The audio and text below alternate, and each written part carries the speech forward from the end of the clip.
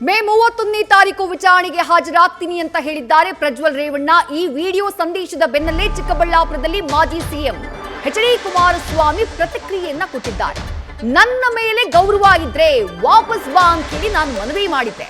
ನನ್ನ ಮನವಿಗೆ ಓಗೊಟ್ಟು ಆತ ಬರ್ತಿರೋದು ನನಗೂ ಒಂದು ರೀತಿಯಲ್ಲಿ ಸಮಾಧಾನ ತಂದಿದೆ. ನನ್ನ ವಿರುದ್ಧ ಷಡ್ಯಂತ್ರ ನಡೀತಾ ಇದೆ ಅನ್ನುವಂಥ ವಿಚಾರ, ಅಂದ್ರೆ ಪ್ರಜ್ವಲ್ ರೇವಣ್ಣ ಹೇಳಿರುವಂತಹ ವಿಚಾರ.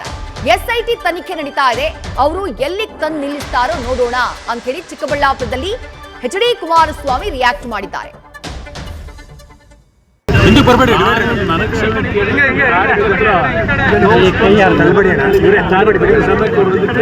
ನಾನು ಈಗಲಾದರೂ ಕಾರ್ಯಕರ್ತರ ಬಗ್ಗೆ ಅಷ್ಟು ನಂಬಿಕೆ ಇದೆ ಅಂತ ತೋರಿಸ್ಕೊಂಡಿದ್ದಾರೆ.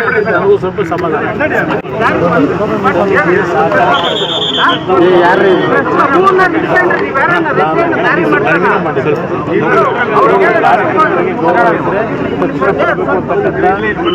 ಮನವಿಯನ್ನು ಮಾಡಿಲ್ಲ,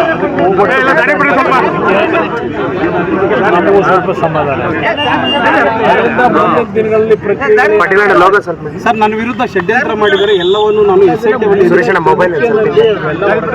ಸುದ್ದಿಯಾಂಶಗಳೇನಿದೆ, ಯಾರ್ಯಾರ ಪಾತ್ರಗಳು ಏನಿದೆ, ಹೊರಗಡೆ SIT ತನಿಖೆ ಏನು ಮಾಡ್ತಾ ಇದ್ದಾರೆ, ನೋಡೋಣ ಎಲ್ಲಿಗೆ ತಂದು ನಿಲ್ಲಿಸ್ತಾರೆ. ಹಿಂದಕ್ಕೆ ಬರಬೇಡಿ, ನನಗೆ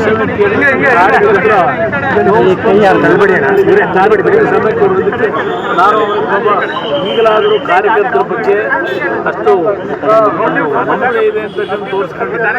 ನನಗೂ ಸ್ವಲ್ಪ ಸಮಾಧಾನ.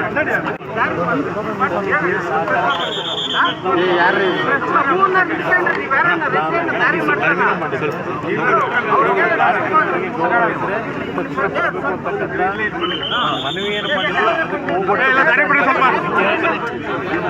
ನಮಗೂ ಸ್ವಲ್ಪ ಸಮಾಧಾನ. ಮುಂದಿನ ದಿನಗಳಲ್ಲಿ ನ್ಯೂಸ್ ಫಸ್ಟ್ ನಿರ್ಭೀತಿಯಿಂದ ನಿಮ್ಮ ಪರವಾಗಿ.